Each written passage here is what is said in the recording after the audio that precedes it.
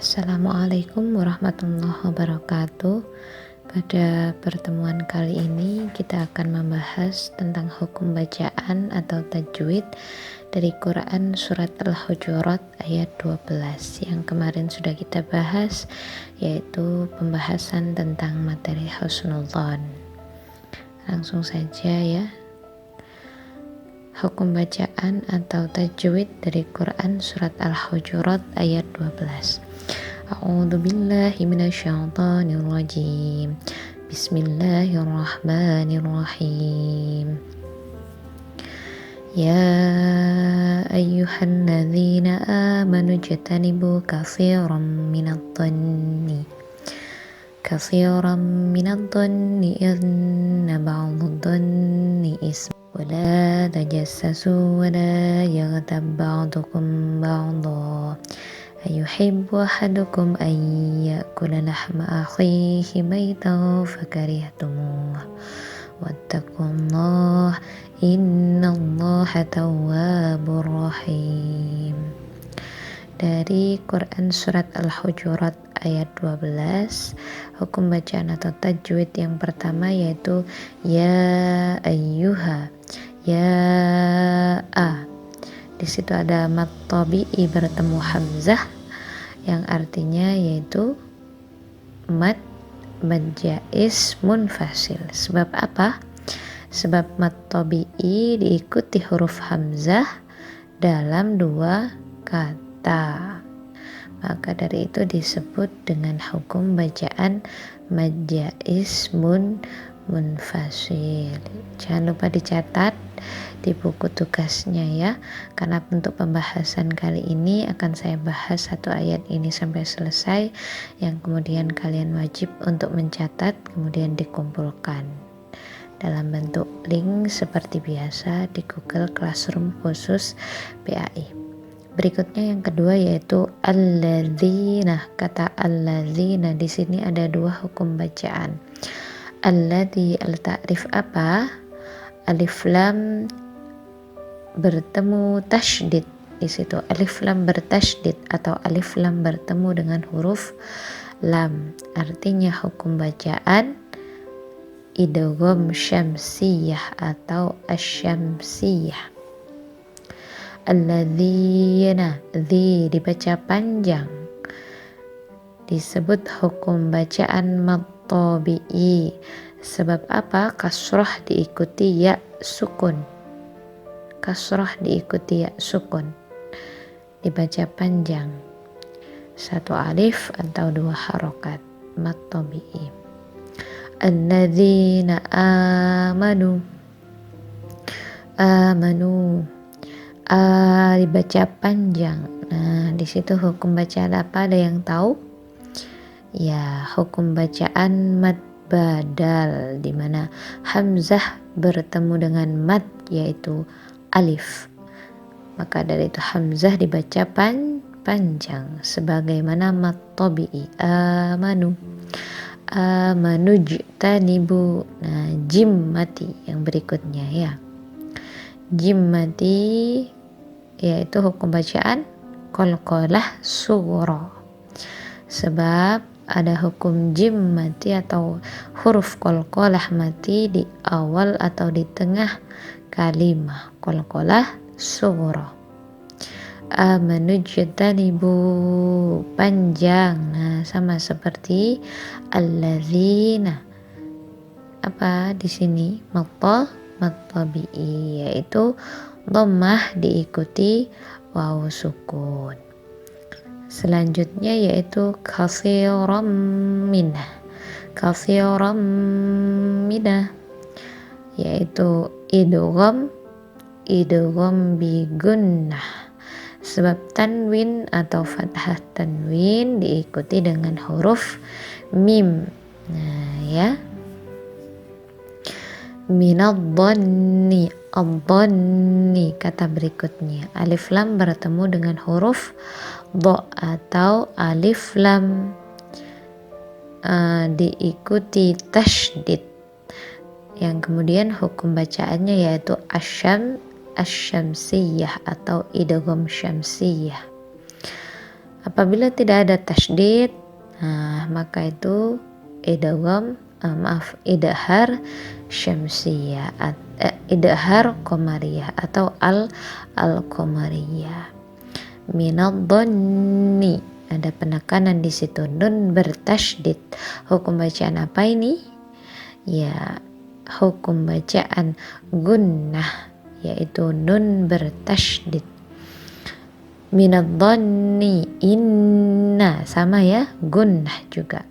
Ba'dadh-dhanni ismun, wala, panjang, wala, artinya hukum bacaan madhabi'i, dibaca panjang satu alif atau dua harokat, sebab fathah diikuti alif. Nah, diingat-ingat ya bedanya antara alif dan hamzah.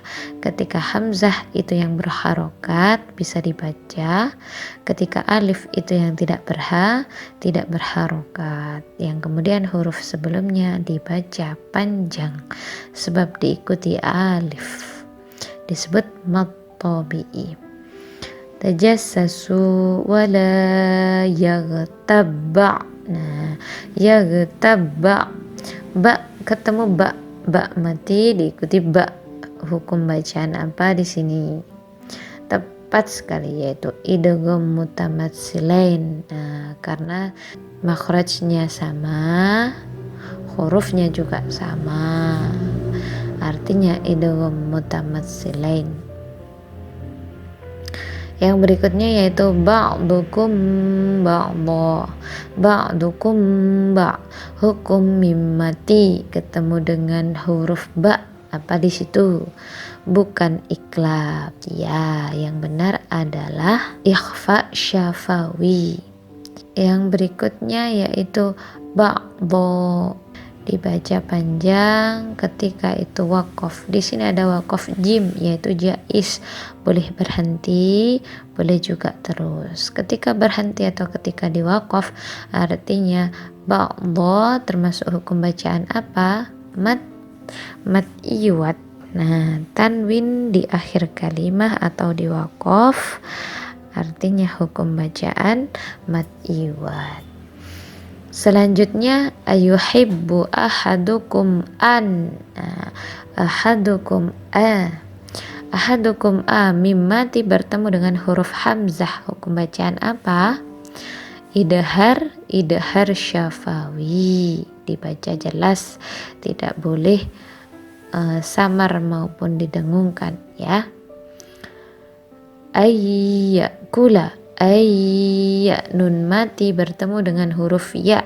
Nah, idgham bi gunnah, nun mati bertemu dengan huruf ya, maka dari itu didengungkan terlebih dahulu. Ayyakula lahma akhihi, panjang juga seperti pembahasan sebelumnya, yaitu hukum bacaan madhabi'i, kasrah diikuti dengan ya sukun atau ya mati. Akhihi maitan fakarihtumuh. Nah, maitan fa, hukum bacaan ikhfa, yaitu tanwin atau fathah tanwin bertemu dengan huruf fa.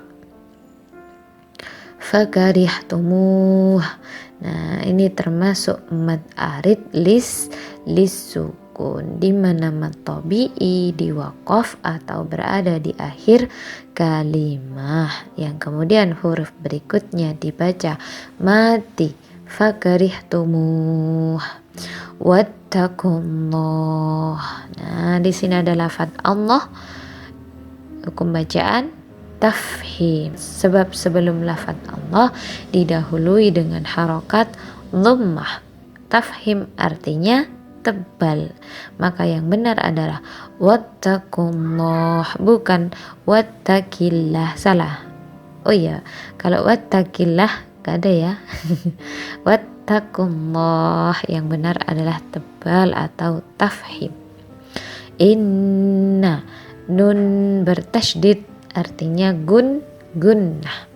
Innallaha. Nah, ini juga termasuk tafhim.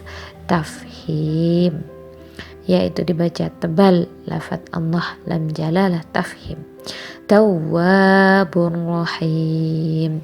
Tawwabur ra. Nah, tanwin atau dhammah tan bertemu dengan huruf ra. Artinya hukum bacaan apa? Idgham bila gunnah. Tepat sekali. Yang terakhir yaitu Tawwabur rahim.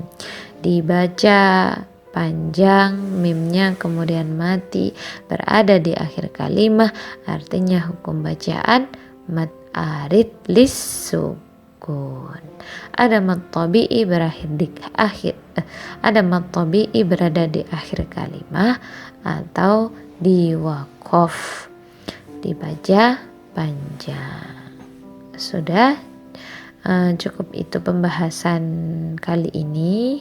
Jangan lupa dari apa yang sudah saya sampaikan dikerjakan di buku catatannya. Hukumnya wajib, nanti difoto ya, dikirimkan di Classroom khusus PAI dalam bentuk link di kolom komentar. Ketika mengerjakan, tulis ayatnya terlebih dahulu seperti yang sudah saya sampaikan minggu lalu. Kalian sudah menulis ayatnya, artinya tinggal melanjutkan. Ya ayyuha, hukum bacaan apa ini? Garis bawahi mana yang ditunjukkan. Setelah digaris bawahi, dikasih nomor di bawahnya, misalkan nomor 1.